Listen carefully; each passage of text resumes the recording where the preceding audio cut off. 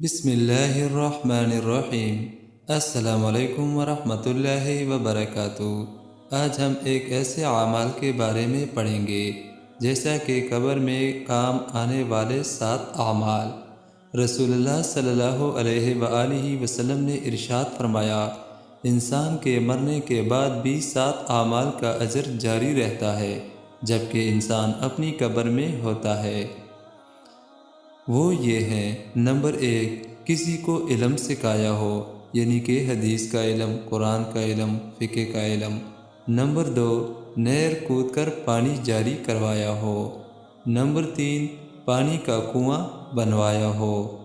Number 4، درخت لگایا ہو۔ Number 5، مسجد بنوائی ہو۔ نمبر 6، قرآن مجید کو اپنے پیچھے چھوڑ گیا ہو۔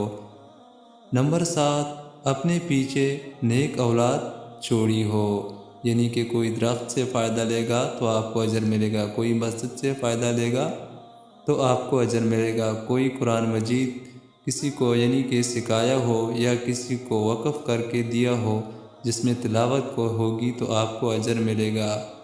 اپنے پیچھے نیک اولاد چھوڑی ہو، وہ بھی جو اعمال کریں گے آپ کا حصہ ہوگا۔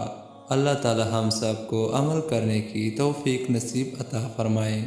آمین ثم آمین۔